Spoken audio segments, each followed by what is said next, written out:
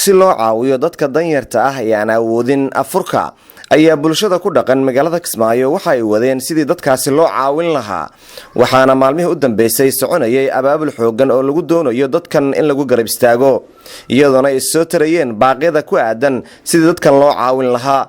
xildhibaanad Sahra Dable oo ka gubatay dhibaatada dadka danyarta ah ee haysata ee ku nool magaalada Kismaayo ayaa waxa ay bilowday in ay u sameyso mashruuc afurin ah in ka badan 70 qoys kaas oo markaasi maanta la gaarsiiyay deeq raashin ah oo ka kooban qaybaha kala duwan ee cunooyinka ka kooban yihiin Shamso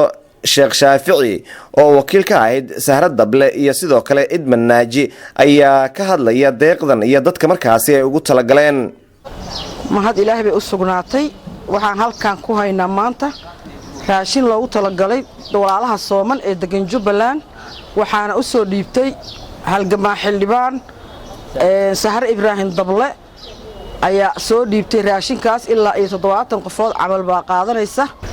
bismillaahir rahmaanir rahiim ana Shamsi Sheekh Shaafici waxaan meeshan ku sheegay afurka in gabar islaameed oo muslim oo ka fakartay waalidkeed u soo sadaqaysatay inay lacag soo dirto dhowr kuna inaan meeshan dad wax ku siinay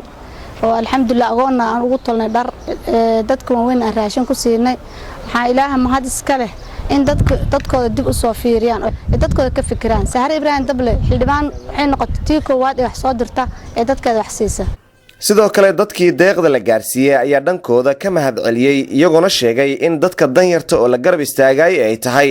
ahmiyad gaar ah oo adduunka qarba dadkaasi si weyn u caawinaysa halkan maanta waxaan isugu nimid in aan macnaha qaadano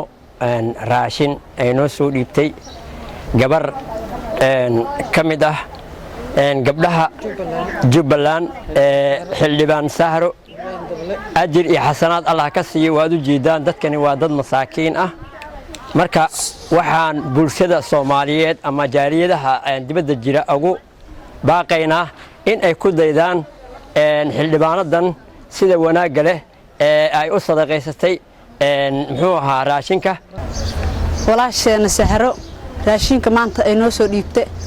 waan helnay oo waan qaadanaynaa waalidkeeda waxay u sadaqaysatay Ilaahay u gaarsiyo muslimiinta walaalaheeda way wada qaadanayaan Aadan Maxamed Salaad raadiyaha telefishinka qaranka magaalada Kismaayo.